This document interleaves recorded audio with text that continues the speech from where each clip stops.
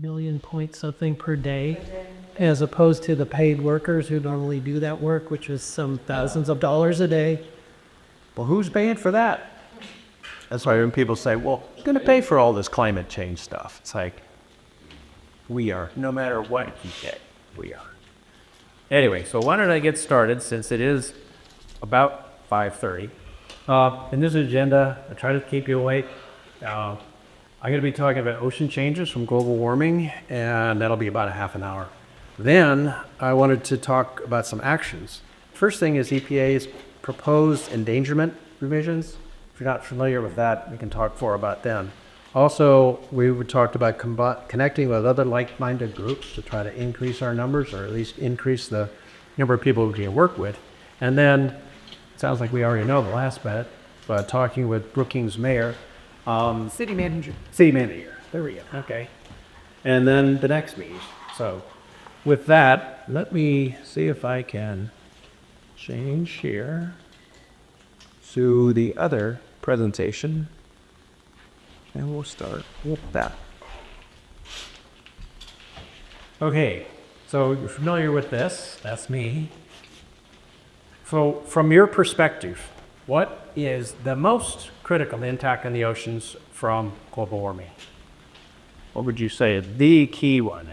The loss of fish. Loss of fish for a variety of reasons.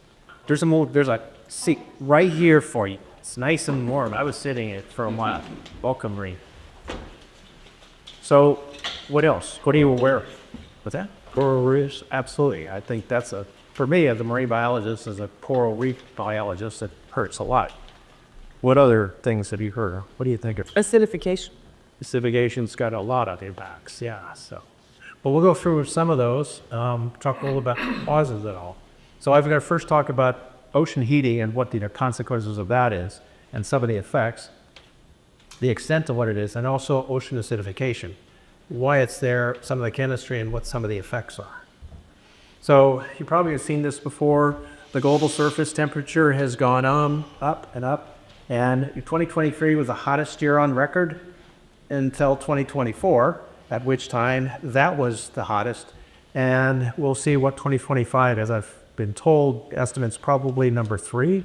Certainly it's going to be in the top 10. In fact, the top 10 hottest years had been the last 10 years. It's a heck of a record to keep going.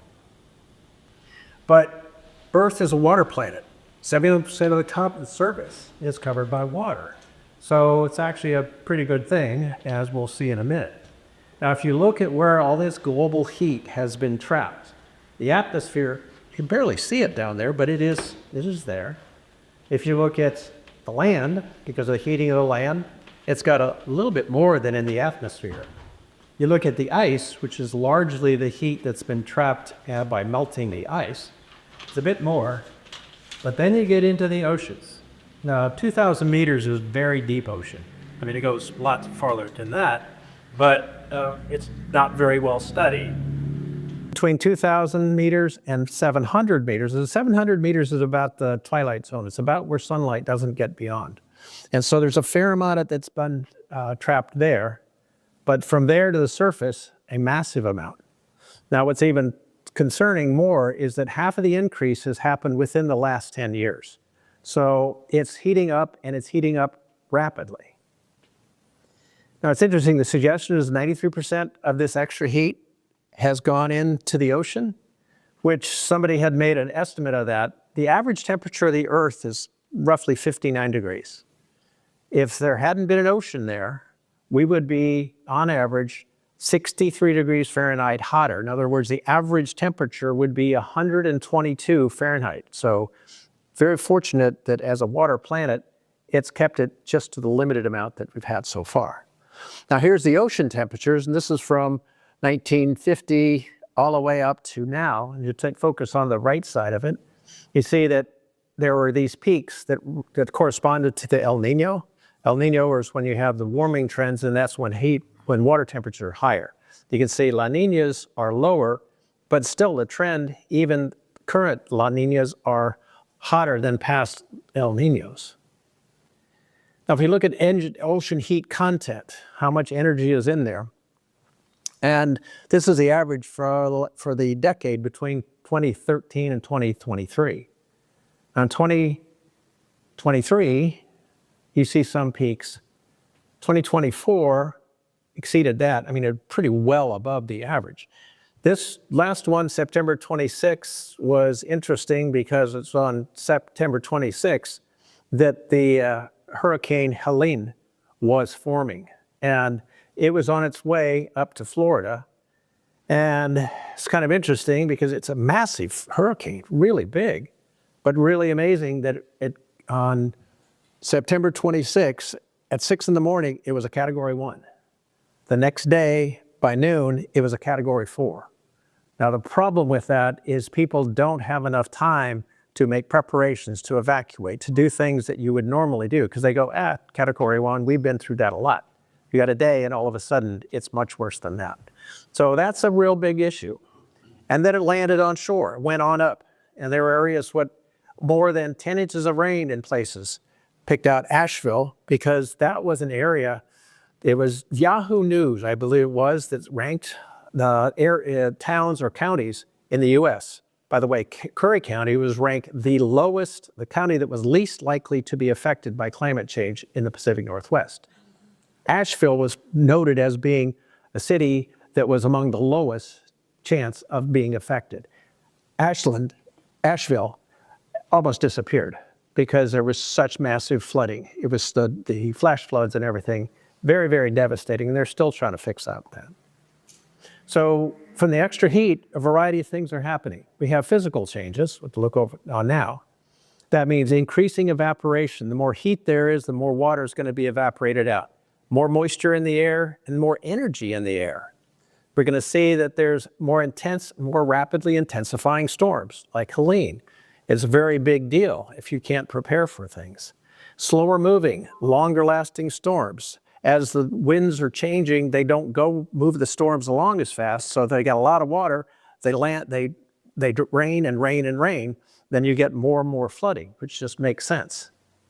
Okay, so at the same time Helene was forming in the Atlantic or in the Caribbean, the Hurricane John was hitting Mexico's west coast. And there's Acapulco there. It was interesting because a year earlier, an even larger hurricane hit Acapulco and devastated it. In fact, the winds were a Category 5. They intensified by 150 miles per hour in one day. You go from a Category 1 to a Category 5. If you saw pictures of Acapulco, it was just destroyed. Again, you don't have time to do anything. You have sea level rise. You've heard about that. It comes from melting glaciers or big sea or land masses, ice masses on land, like Greenland or Antarctica. You have also the other half of that, as water is warmer, it expands. So the amount of sea level rise we've seen so far is about 50-50 in round numbers. Now, most of the projections you see are in the next decades or at the end of the century, with certain exceptions. If things, you didn't quite get it right in how fast the glaciers on Antarctica are melting, or how the Greenland ice sheets are stable and how they're melting, it could accelerate a lot faster than that. It is interesting here that we don't really have that much to worry about, because the suggestions, the projections are that we wouldn't see much in the next few decades. We'll probably not be around in the next few decades to really find out. NOAA had prepared this interesting, sea level rise viewer, and thought, all right, this is what it says for an average mean higher height water, the normal high tide, and it doesn't show with 2.5 feet a whole lot. Maybe some of the beaches are shorter. Well, that's straightforward. If you go up to 5 feet, you might see up the Chetco a little bit. If you go up to 10 feet, well, that's going to be a long, long time from now. And we don't see that big of a change. Go to some place a little bit farther north. Coos Bay has a lot more estuaries and more areas there. Back at what it is right now, you can see that, well, mainly in those green areas, there's going to be wetter. This up here is in the middle of the island, so that stays what it was. But we got here at 5 feet, You can see more areas that are consistently wet, and there's the wetlands around Coos Bay itself. At 10 feet, well, we lost the airport, lost basically all of the north jetty, and so that's but that's likely to take a long time. But I don't know that you want to be investing in the next decades in the areas up there. Now, is there any place that you would be interested in seeing that sort of projection? Say that because here's a really interesting thing that NOAA has, at least right now, until climate change is wiped off the government servers. But where would you be interested in what sort of sea level changes there would? What city? Harrison, Idaho. I probably can say without much concern that it's not going to show a lot with sea level rise. What about? Olympia, Washington. Okay. Pheasant City, which is a little bit less lot. Okay, let's see.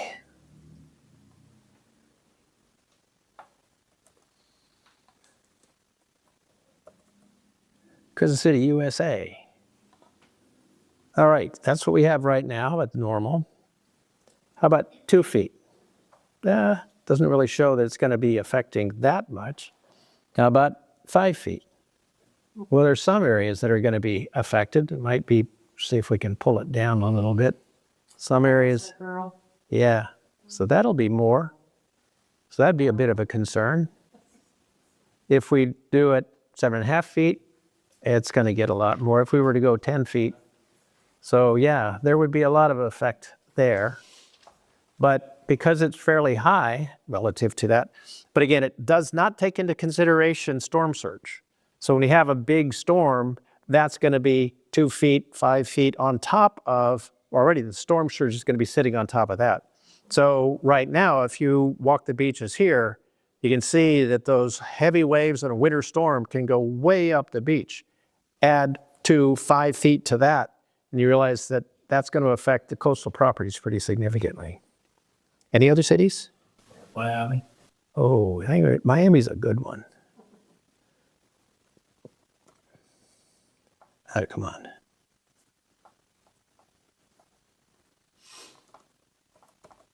Miami, Florida. Or we did just, I did that one already. That's at 10 feet. Well, let's just drop it back down to a mere 5 feet.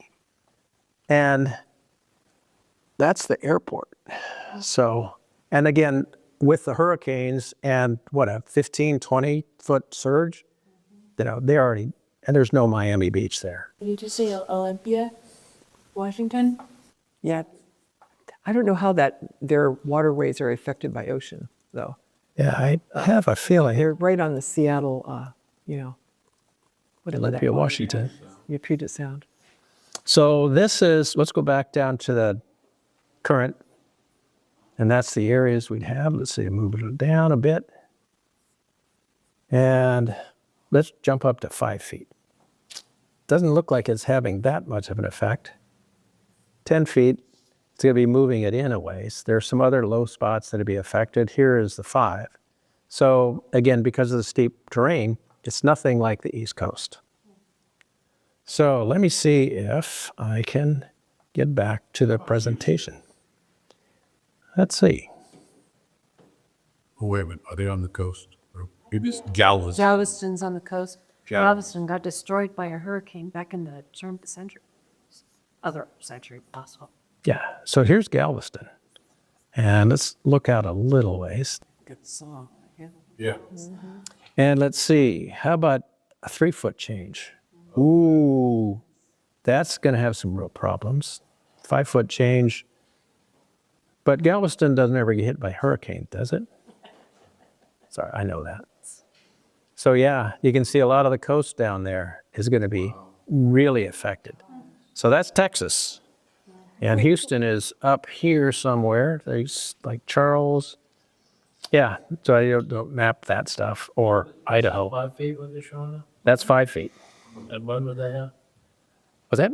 When was it projected to happen? Well, it depends. Some people say it could happen within 2 to 3 decades if the Antarctic ice sheets start melting. Other projections, it's going to be the end of the century. So So way I was thinking about investing in dryland property now. That would be waterfront property soon, but not soon enough. Probably for your grandkids, for that investment. Well, we balance that too. Always thinking about yourself, all right. Okay, another thing that happens because of the extra heat is changes in ocean currents.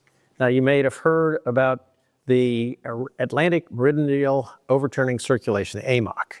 Now, the interesting thing about that, that's all part of what's the thermal haline circulation.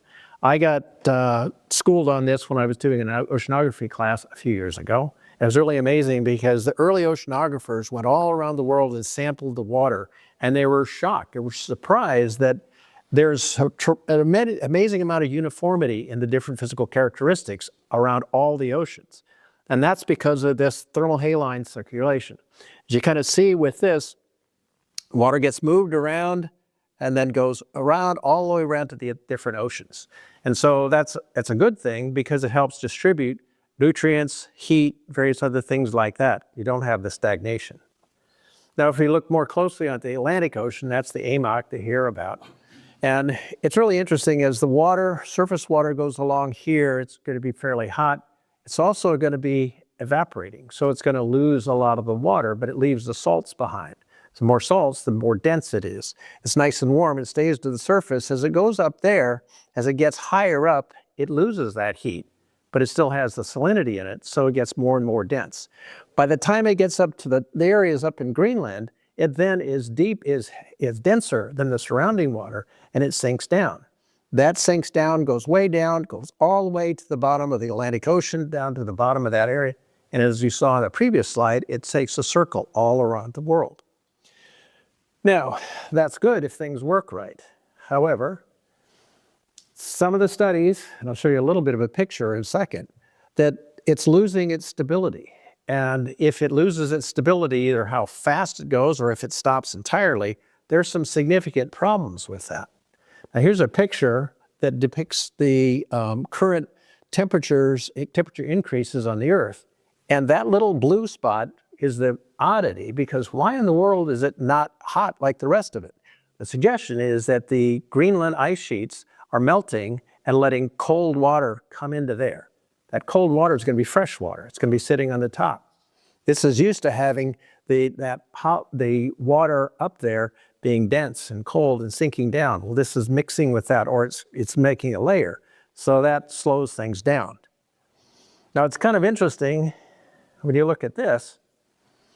That water, that heat is coming over here and keeping a lot of Europe nice and warm relative to what it would be. That Barcelona and Chicago are on the same latitude. So if you've been in winter in Chicago, it ain't like Barcelona. Trust me, been there. Calgary is even worse. And so it can tell that if this slowed down, if this energy, this engine pushing warmth up to Europe were to slow down, Europe would get much, much colder. Of course, that heat's got to be somewhere. It's going to stay down here. So other parts are going to get much hotter. And that just throws the whole balance off. So who's to say what's going to happen after that? So those are overall changes to the currents. What about locally? Yeah. Was that part of that when we talked about this before, when the waters in Florida got like 100 and some degrees? Yeah. Is that part of that whole thing? Oh, yeah. Well, it's a combination of the waters going across the Atlantic through the Caribbean and the Gulf of Mexico up by Florida. There's a lot of time be on the surface and heat up. So, yeah, it's all part of the overall systems. So localized changes in wind, that's of interest here. And the concern is it could upset the balance of upwelling. So again, we've got systems that are very well tuned and really adjusted to how things are. It's kind of a nice baseline. But if we start tweaking things or if things start changing, things don't work as well. How many of you are familiar with upwelling? Have a good sense of it? Okay. Yeah, so it's really nice because when the summer winds blow down the coast, it means it's pushing the water along. But the interesting thing in the northern hemisphere, water will be pushed off to the side. Just sort of think of a crowd of people as you're pushing and somebody going to be pushed off to the side. And that's because of the Coriolis effect. It can't go to the left because there's the coast there. So as it goes off its warmer surface waters have to be replaced, so you get deeper, colder, nutrient-rich water coming up. Now, that's been out there for a long time. It's not real high in oxygen, but it has lots of nutrients because they've all sort of rained down. That's great because the phytoplankton use that. The phytoplankton get eaten by the zooplankton get eaten by the fish and such, so that we have really, really good fisheries. Now, the concern is that here is how things are sort of standard. The low pressure cells, it's warm here, it's cooler off there. We have the wind stress going here under right balance. If the heating happens inland, it causes more winds. The more winds, you have the enhanced greenhouse gases. We have the wind stress increases, so we have the offshore pressure being that much higher.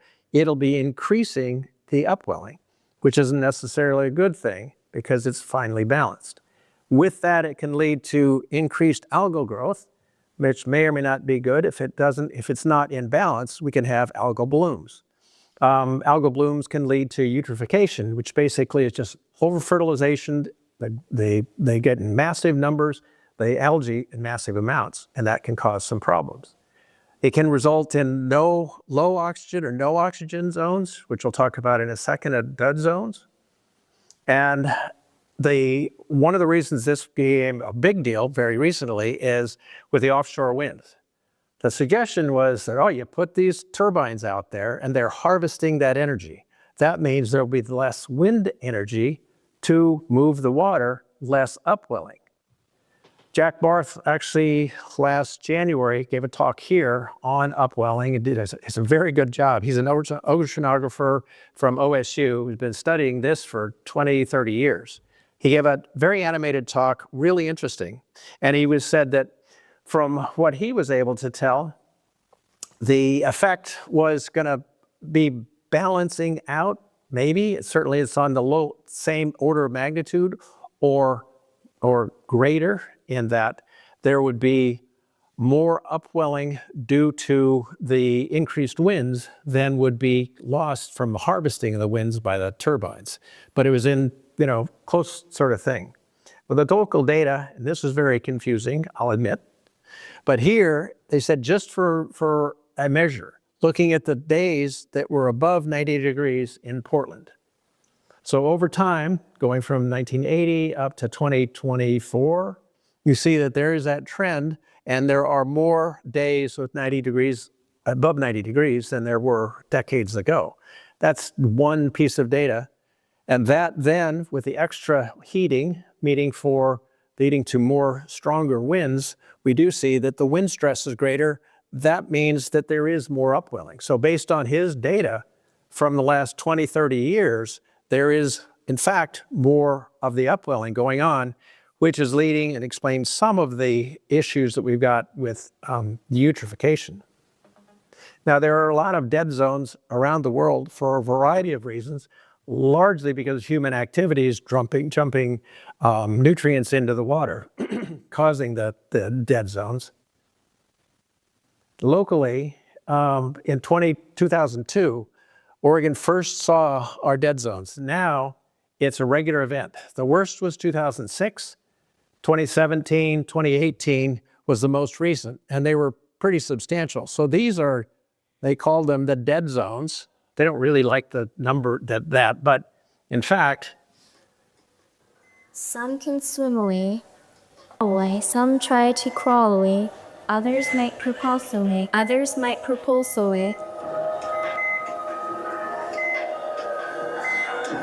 Many are just too slow or stuck.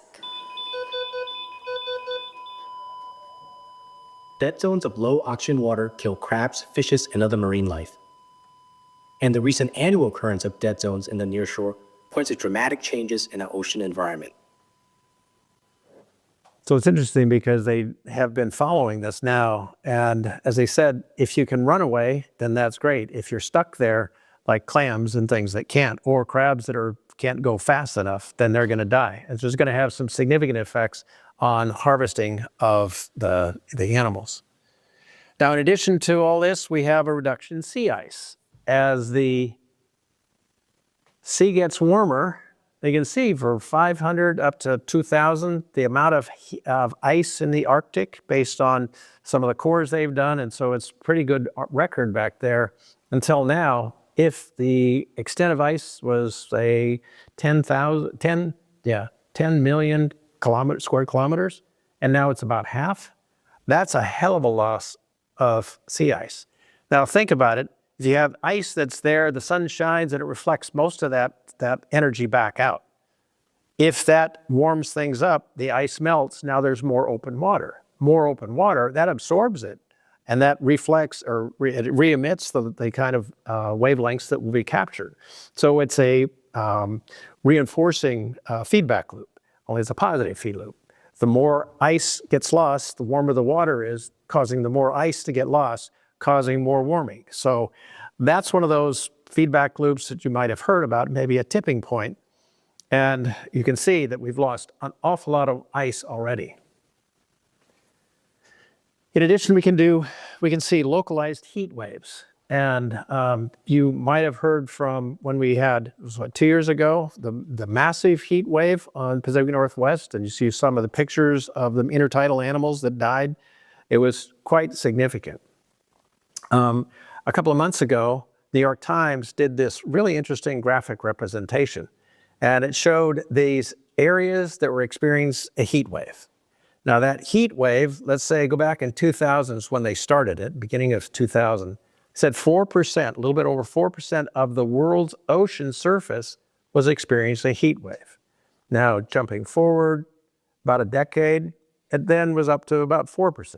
So not a lot. Until about 2016, when there's this massive spike. It's been referred to as the blob. It's off here, had a massive effect on the local fisheries.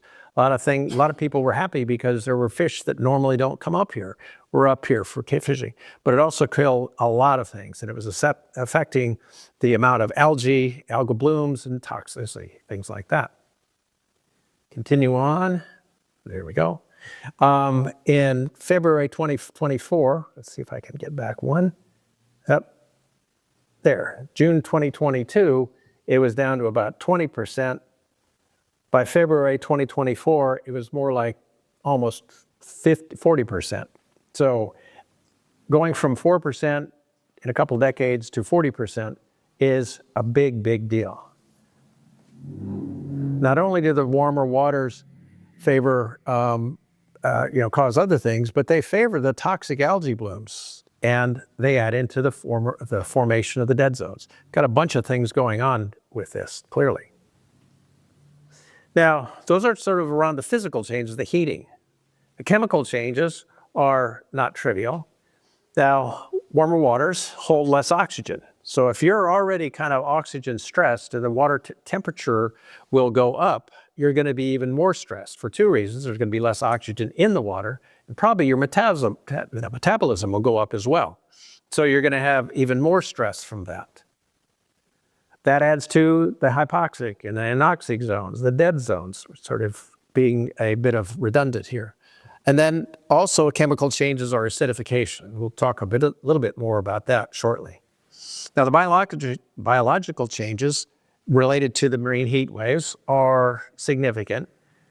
As we saw with the video, mobile animals will move away if they can. The stationary ones will be in trouble. Now the mobile animals may be moving to cooler waters if they can, or it may be that animals that are used to tropical waters will be moving into new areas that are now warm enough for them. Now that can disrupt breeding cycles, food webs, migrations, various things like that. So biological systems are going to get messed up. 40 to 60% of the fish are at risk because they're too warm for the spawning and embryonic stages. The youngs are when they're at most risk. And so if you can't get the young spawning, you can't get the spawning to happen, you can't get the young to survive, you're having no adult fish to continue on.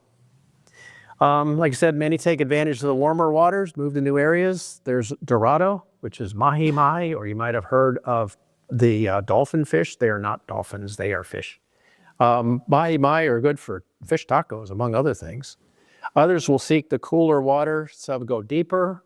they'll head to northern waters, which is, if you're a fisherman here and your gear is set up for getting things that are used to being found here, you may have to move with the fish, which many fishermen will do anyway, but then that disrupts other things like family life and your harvesting, who you have offload your fish to, and various things like that. One interesting aspect about that is that there will be new fish species that will be here, and that what we need to do to adapt to this is finding ways of cooking those fish and making people to like new types of fish, be interesting types. Not only is it the prey that we're looking for, it's the predators. That's a Humboldt squid. You can tell by the size of the diver, that's a pretty big squid. And they are voracious predators. So if they move into an area that the fishermen are going to be normally capturing those fish, but the squid are up there in big enough numbers, that may just decimate your fish. In addition, it seems like gelatinous animals are more common. Jellyfish are increasing, suggested to be significantly. There are some things like this pyrosomes or sea pickle, which are actually more related to us than they are to crabs or lobsters, which is interesting. But that's a whole change in the ecosystem, which would have real problems for us. So, other things or migration things could change. Temperatures give different signals. Either the adults will delay going up the streams, they could get caught in storms. The smolt won't leave the streams at the right times. They may leave early, and if they leave early and they're used to a certain type of fish or a certain amount of algae or other food out there and it's not there, that's not going to work if they're not fully developed. So there are significant impacts like that. On a somewhat different note, we have sea turtles whose sex is determined by the temperature their eggs are developing in. Northern end of the Great Barrier Reef, 99% of all young green sea turtles are female. And that's because the water's too hot to allow for the development of males. Plants and non-mobile animals die, as we've seen. That leads to can lead to coral bleaching.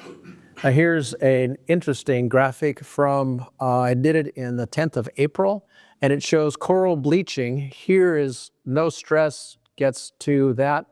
Notice this part of Australia. That actually has a reef that is every bit as fantastic as the Great Barrier Reef on the east side. But that has seen roughly 95% of its corals have experienced bleaching, and they're concerned about it. They'll be in deep trouble. You can see off the east coast, or the west coast of South America, that's the Galapagos right there. So it's going to be stressing a lot of places. That was a single point. This is the suggestion between April and July this year. And you can see again, that part of Australia, this part of Indonesia, all these areas are going to have a very, very high chance of extreme impacts. Now, the coral bleaching is of interest to me. I mean, I spent a bunch of time over there in the Virgin Islands, and that's where I got to love coral reefs. And here's an interesting animation, if it'll go. This is over 10 days, so starting early August.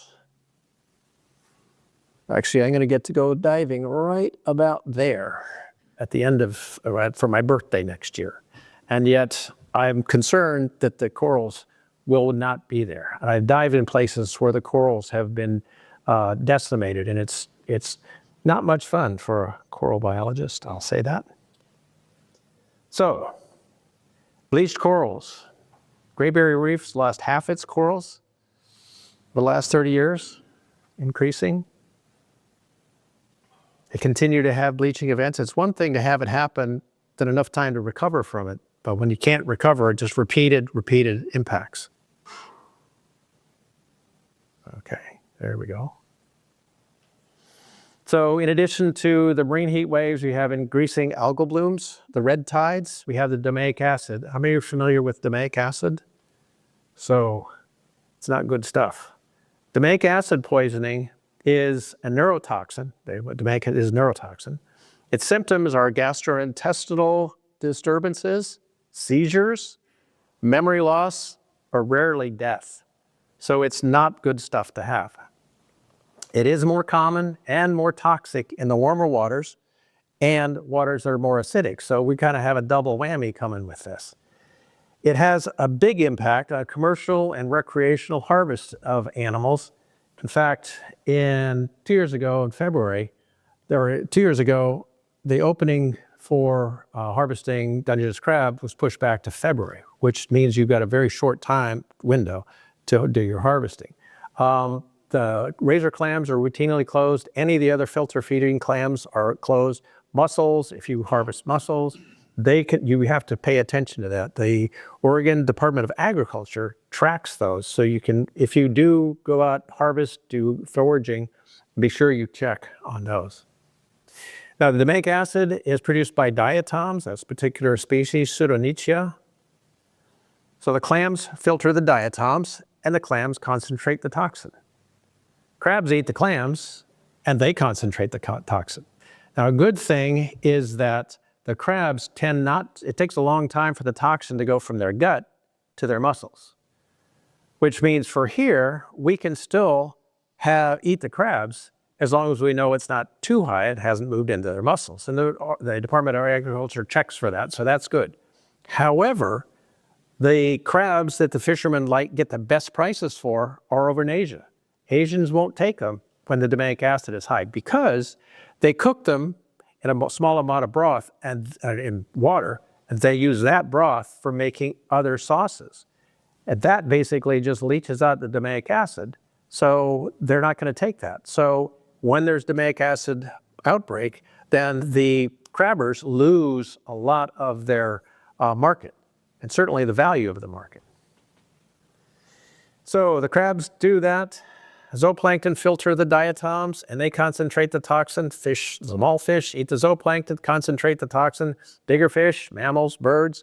So you get they all concentrate, and they get domainic acid poisoning. This last winter, there were some scenes down in Southern California at the Wedge, a very, very famous place for surfers to go, body surfing, regular surfing. And it's hard to tell what that is, but that's a sea lion.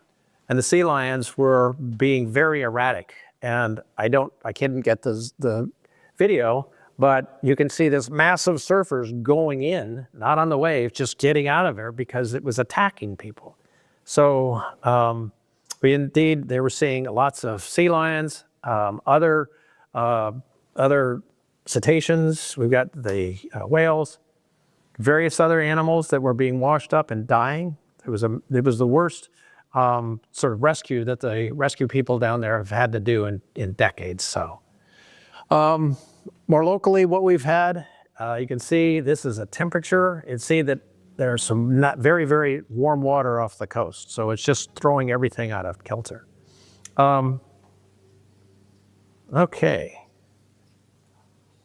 Global warming's forgotten cousin, because in the ocean, we can worry about this, which is the ocean acidification. Now, without going into a whole lot of chemistry, I'll touch about that in a second. But right now, we've put so much CO2 in the ocean, it is 30% more acidic than it was.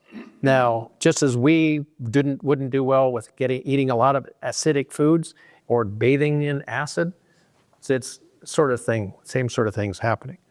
So we see the atmospheric CO2 goes in, it dissolves into the water, and it combines to make carbonic acid. Now, the carbonic acid, the way the acids work, becomes an acid, they fall apart. And that is the bicarbonate ion, sodium bicarbonate. You're familiar with that. You put it in water and it'll do this, and that is a buffer. You have hydrogen ions. Now, hydrogen ions are interesting because they want to go grab onto things. They grab onto the carbonate ions, and they go make bicarbonate. Okay, so they want to do that. They're scavengers. Problem is that cells, corals, various other things need to get calcium and these carbonate ions together to make calcium carbonate, make their shells. So if you put a lot of this in here, it scavenges it that way. There's less that goes in for the shells. Simple chemistry, actually.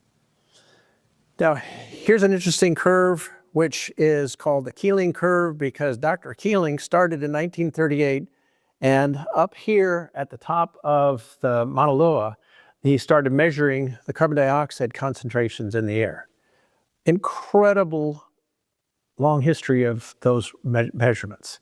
In fact, that his son has taken over and has continued until the funding for this program, NOAA has been, well, it wasn't so much cut as they sold the property. So they're going to stop this. Stopping from 58 to 2004, that an incredibly long history of that information is going to be sad to leave. This was in the ocean, and the green is the carbon dioxide in the ocean. Makes sense. It's paralleling what's in the atmosphere. That is the acidification. It's the pH of the water. So you can see the pH is dropping. Now, the interesting thing is pH is kind of weird. It's a logarithm. And so a small change, that actually is a huge change in the amount of acid that's there. So typical pH is about 8.1. You can see it's getting down there. Well, locally, you can see these sort of hot spots. We're at 8.1, 7.9. And that's got a big consequence to anything that's trying to build a shell. Again, the larvae are the big problem, because if larvae can't build their shells, you can't grow. And that happened a few years ago in the oyster beds up north. And they discovered there were no larvae, and found out the seawater was more acidic than the larvae could tolerate. So here is a normal oyster larva. That's one with just a small amount of acid in the water. And so they had to do buffering of the water coming in so that you could have the larvae spawn. Now, it's not just the oysters. You have crab larvae. This is an interesting critter. It's actually a marine floating snail. It lives out in the ocean. It's called a pteropod. Now that they've been able to see, they have ragged edges and other things that mean the shell is deteriorating. That's a big deal, because that's a favorite food, one of the main foods for salmon. And so salmon and others that are out there foraging, if they don't have food, then you don't have salmon developing. So adults expand more energy to form the shells. So it's not just the babies, but it means that if you're waiting for the crabs to get bigger, they use the energy to build the shells as opposed to build up their muscle. That's a problem. If they don't have as much energy, they can't swim as well. Salmon also lose their sense of smell when the water is more acidic. Well, you're not getting as much food, you can't smell things, you can't avoid predators, you can't find your home streams. Little bits, but over time, those little bits are significant. And don't even get me started on plastics. So that's a whole nother discussion. Anyway, so in summary, CO2 and other greenhouse gas emissions are the cause. The result, hotter air and hotter oceans, more intense or persistent and deadly storms, local heat waves, changing ocean currents, ocean acidification. Solution, stop burning fossil fuels. Questions? Oh, I went on too long. Longer up. Yeah, Stop burning fossil fuels I agree. right now. Even Kathleen's got no question. No. Yeah, It's just very depressing. I know. That's why I'm tempted not to give talks like this, because but it's real hard to give the upbeat, hey, climate change is doing great. But the fishermen, they're the ones out there all the time. Are they not seeing this and raising the alarms, or are they just pretending it's not happening? That's a very good question. I don't know if I've mentioned to you, but it was a few years ago, I gave a distilled version of this to the Oregon South Coast Fishermen's Association. And I was told, don't say climate. So I got through the whole thing and never really said climate. But as I was talking about changes and the acidification and the dead zones, and I had a lot of people going, yep, Many of them had MAGA hats on it. So it's like what they see, what they experience, what they're aware of, what they want to acknowledge, I can't say. I can't say with any validity, any certainty. But they're not stupid. and they are very well tuned to what's going on in the ocean. And that actually kind of leads to one of the other things that I wanted to talk about, which is how do we get civil communications going to say, all right, without saying you're a liberal, you're a MAGA, you're a this, you're a that, you're a horrible person, you're a wonderful person, whatever. What are they actually seeing? What are they feeling? What do they understand?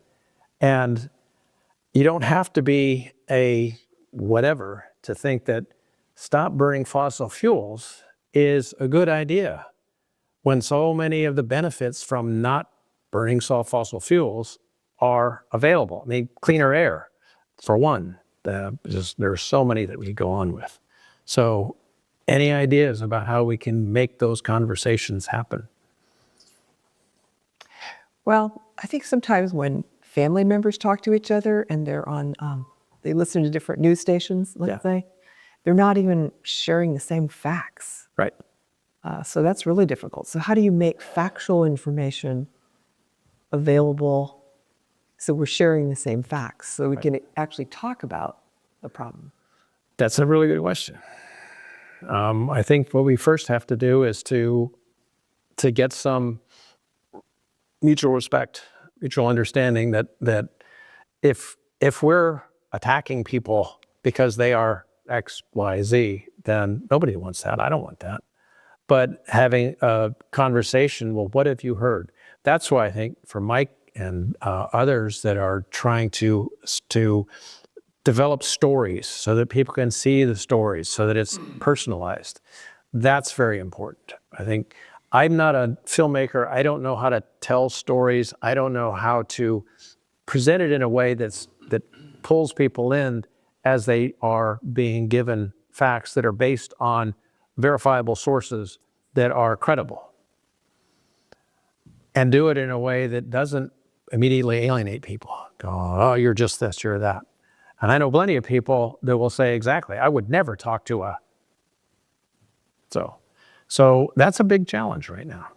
It's like if fisheries are suffering due to ocean warming, that it's got to translate into a smaller catch. Got to translate into a smaller catch and less. So you would think money or profit. Bringing it closer to home. So you would think that would bring it home closer to home.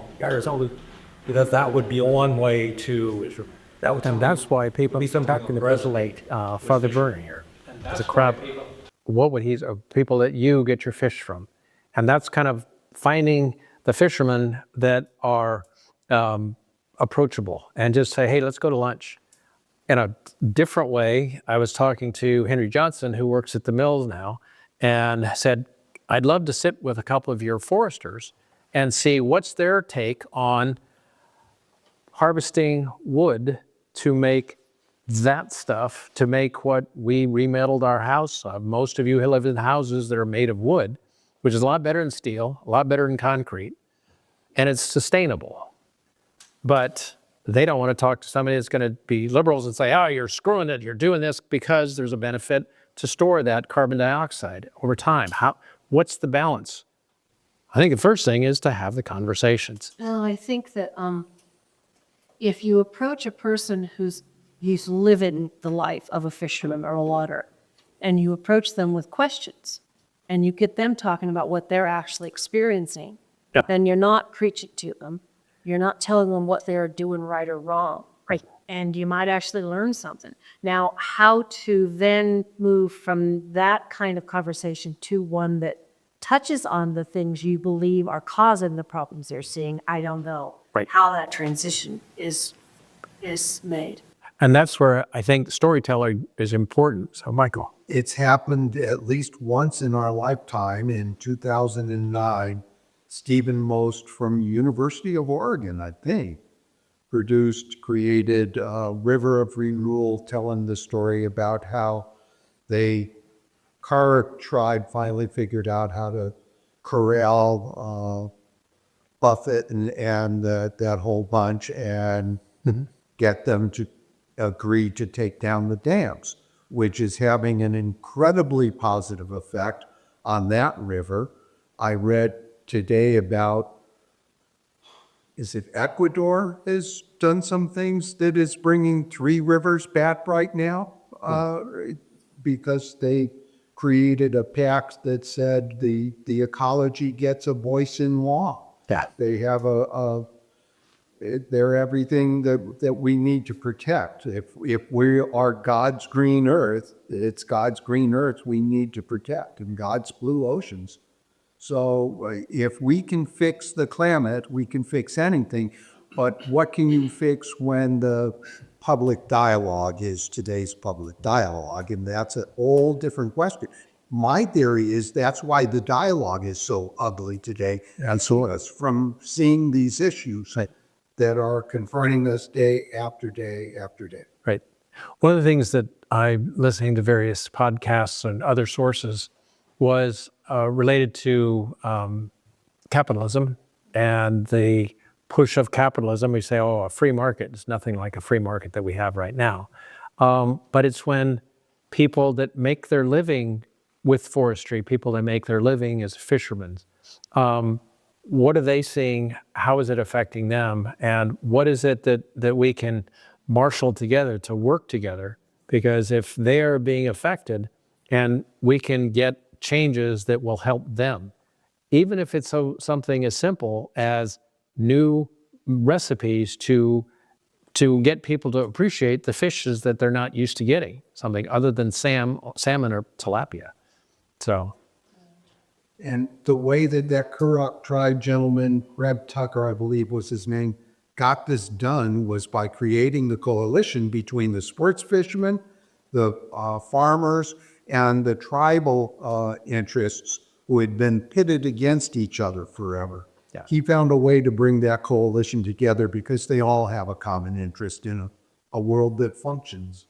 And that's what's frustrating. It seems like we have way too many people that benefit by this division. So how can we get around that? Well, I know that when solutions come down from on high, like Portland, not that I disparage Portland, I think it's a beautiful, well, I've never been there, it's a beautiful town. But when someone comes to a place where people have been living this for generations and they come in and they say, but that's not going to help, but you have to do it this way.